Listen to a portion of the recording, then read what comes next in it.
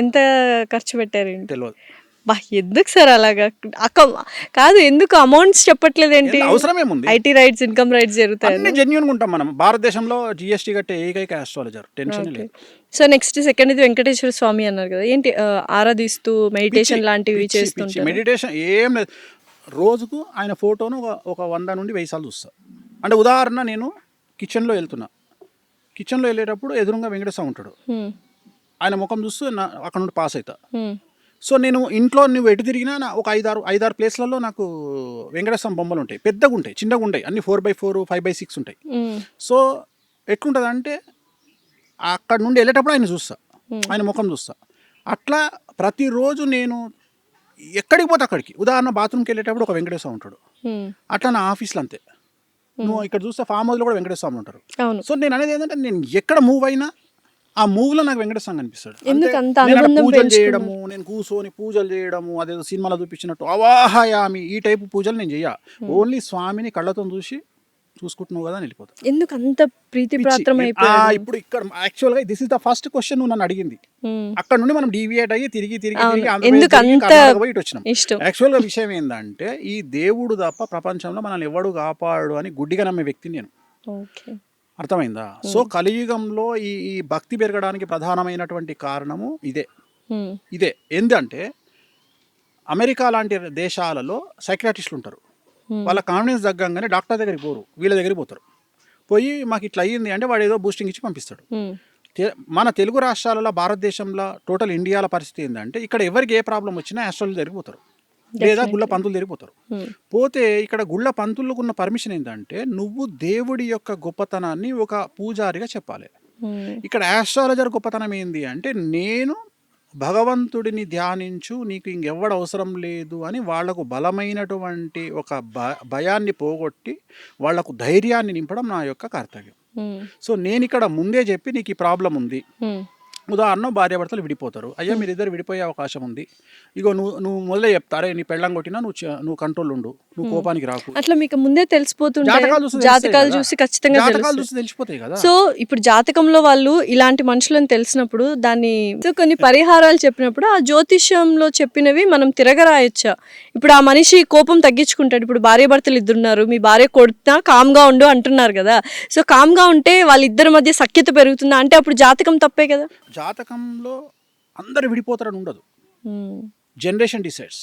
1960లో పుట్టినటువంటి భార్యాభర్తలు పెళ్లి చేసుకుంటే ఖచ్చితంగా భర్త కొట్టిన భార్య పడుతుంది. ఎందుకు? ఆనాడు ఆ అమ్మాయికి, ఆ స్త్రీకి ఫైనాన్షియల్ ఫ్రీడమ్ లేదు. ఇప్పుడున్నటువంటి అమ్మాయికి 1990 తర్వాత పుట్టినటువంటి అమ్మాయిలకు ఫైనాన్షియల్ ఫ్రీడమ్ ఎక్కువ. రెండవది కాలసర్ప దోషం అనేది చాలా తీవ్రత. రెండవది అందం మీద కాన్షియస్ చాలా ఎక్కువ. సో ఇంద్రుడిచ్చినటువంటి శాపం ఏంది అంటే, ఎవరైతే అందమైన అమ్మాయిలు ఉంటారో వాళ్లకు కుటుంబ సౌఖ్యం ఉండదు అని ఆయన ఇచ్చినటువంటి శాపం. అందుకని నువ్వు తీసుకో, ఎవరైతే అందంగా ఉన్న అమ్మాయిలు ఉంటారో వాళ్ళ జీవితంలో భర్త అనేవాడు ఉండడు. రెండవది, నువ్వు గమనించినట్లు ఎవరైతే ఆల్మోస్ట్ ఆల్ అందగత్తెలు ఉన్నారో వాళ్ళందరూ చూస్తే ఏజ్ గ్యాప్ ఉన్నటువంటి వాళ్ళని పెళ్లి చేసుకోవడమో లేదా సెకండ్ మ్యారేజ్గా వెళ్ళడమో జరిగింది. అందంగా ఉండడం తప్పైపోయిందా sir? Take any top heroine, definitely Sridevi గారు, సుస్మితా సేన్ గారు పేర్లు చెప్పదలుచుకోలేదు. ఇప్పుడు లేటెస్ట్ హీరోయిన్ కూడా ఇవాళ ఒక సినిమా రిలీజ్ అయింది. సో ఆమె కూడా. సో ప్రతి ఒక్కళ్ళు ఏజ్ వాళ్ళకంటే ఎక్కువగా ఉండే వాళ్ళని పెళ్లి చేసుకుంటారు. ఎందుకంటే ఎక్కువగా ఏజ్ లో పెద్దవాడైన వాడు తన భార్యను కూతురును చూసుకుంటాడు ప్రేమగా. అందుకని తెలివిగల అమ్మాయి ఏం చేస్తుంది అంటే అలా దగ్గర పోతుంది.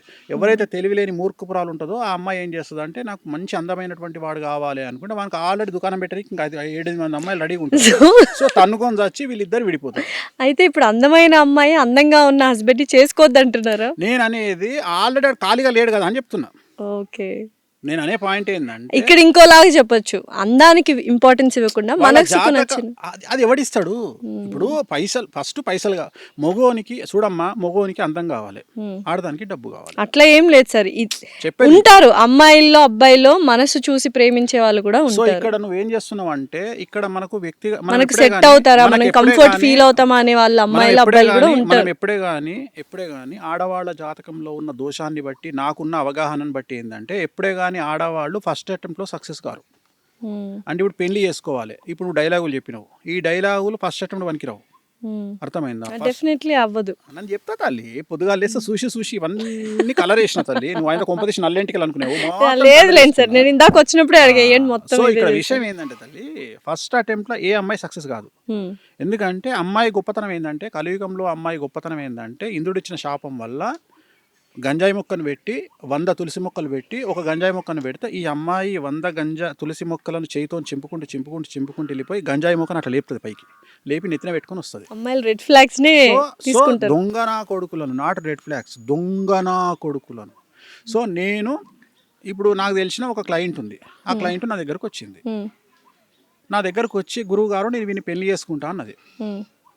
అంటే నేనేం చెప్పిన అంటే, అమ్మ తెలుగు రాష్ట్రాలలో లిస్టు తీస్తే, దొంగనా కొడుకుల లిస్టు తీస్తే ఆడు నెంబర్ 1 ఉంటాడు అని వేసుకోకు అని చెప్పిన. వాడిని చేసుకోకు అని చెప్పిన. ఇది జాతకం గురించి కాదు తల్లి, ఇది నేను జాతకాలు చూసి కాదు, జాతకాలు చూసి చెప్తాను. అంటే అమ్మాయి నా దగ్గరికి జాతకం చూడడానికి వస్తానని చెప్పి అమ్మాయికి దండం పెట్టి, తల్లి జాతకం పక్కకు పెట్టు, ఆడు దొంగనా కొడుకు వాడిని పెళ్లి చేసుకోకని చెప్పిన. వాడు అదేదో సినిమాల నాకు ఆ కూల్ డ్రింకే కావాలి అనే టైప్లో వాడినే చేసుకుంది. వాడు ఏం చేసిండు, వేణుస్వామి మాట కూడా తప్పయ్యేటట్టుగా ఈ అమ్మాయికి పరిచయమైన 15 రోజులకు ఒక 20 లక్షల కారు గిఫ్ట్ ఇచ్చిండు. ఇది వేణుస్వామిని కాదు, వెంకటేశ్వర స్వామి కూడా పక్కకు పోమన్నది. ఎందుకంటే ఆ కారు గిఫ్ట్ ఇవ్వగానే వీడికి 100 కోటీశ్వరుడు అనుకున్నది. అయిపోయింది, పెళ్లి చేసుకుంది. వాడేం చేసిండు, 6 నెలల తర్వాత ఈ అమ్మాయిని పెళ్లి చేసుకుండు. ఈ అమ్మాయి పేరు మీద 2 కోట్ల రూపాయలు అప్పు తీసుకున్నాడు. ఈ పిల్ల పేరు మీదనే అప్పు తీసుకున్నాడు. ఈ పిల్ల ఇల్లు ముంచిండు, ఈ పిల్ల పైసలు ముంచిండు. అమ్మాయి సెలబ్రిటీనే కదా, అన్ని బిస్కెట్ చేసిండు. బిస్కెట్ చేసినాక ఈ అమ్మాయి ఏమైపోయా, అయ్యో హలో లక్ష్మణ అని కూర్చుంది. అమ్మాయి సెలబ్రిటీనే కదా నాకు. అయిపోయినాక ఇంకా డివోర్స్ కూడా కాలే, ఆడు ఇంకో సెలబ్రిటీతో దుకాణం పెట్టిండు. నేను అనే పాయింట్ ఏంటంటే, ఇక్కడ మంచి చెడు అనేది యు కాంట్ డిసైడ్.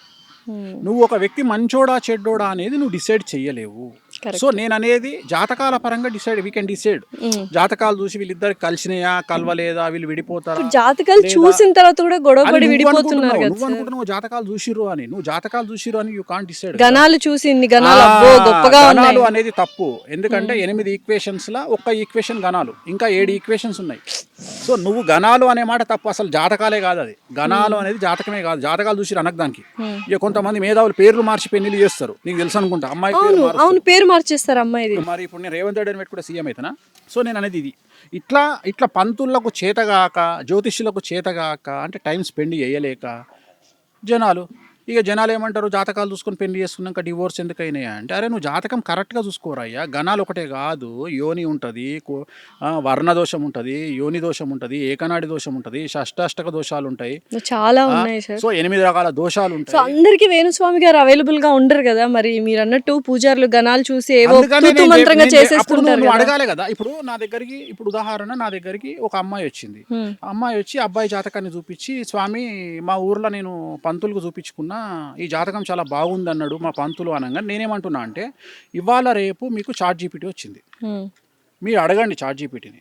7వ స్థానములో, లగ్నాత్ 7వ స్థానములో ఏ గ్రహం ఉంటే పెళ్లికి వనికిరాడు, పిల్లగాడైనా సరే పిల్ల అయినా సరే మీరే అడగండి రా. ChatGPTలో జాతకాలు చెప్పించేసుకోవచ్చు, మనకి చెప్పుకోవచ్చు, బేసిక్ ఇన్ఫర్మేషన్. నేనేమంటా, ఇదే ప్రశ్న పంతులు అన్నాడు, వాడు ఆన్సర్ చెప్పాలి నీకు కరెక్ట్ గా. ChatGPT చెప్పిన ఆన్సర్ చెప్పాలి, అప్పుడు నమ్ము. మంచి పాయింట్ చెప్పా. నేను ఏమంటున్నా అంటే, వేణుస్వామి కూడా లఫూడ్ గాడు బై నమ్మకు.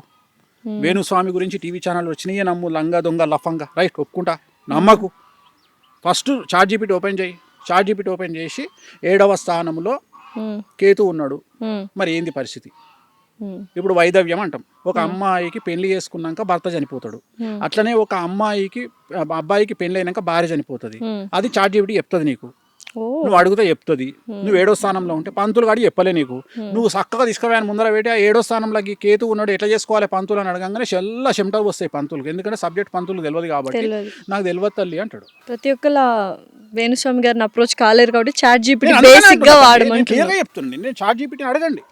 నేను అనేది ఏంటంటే, ChatGPT మనుషుల కంటే ChatGPT గొప్పది కాదు. త్వరలో ChatGPT అంతమవుతుంది, AI కూడా అంతమవుతుంది. AI అనేది మనుషులకు పోటీ రాదు జాతకరీత్యా. ఏంటి సార్ ఫ్యూచర్ అంతా AI అంటున్నారు? ఆర్టిఫిషియల్ ఇంటెలిజెన్స్ ఫ్యూచర్ అంతా అంటున్నారు. వేణుస్వామి చెప్పిండు, అండర్లైన్ రాసుకోండి. ఏమని? AI పోతుంది ఎప్పుడు? ఎన్ని ఇయర్స్ కి పోతుంది? 2032 వరకు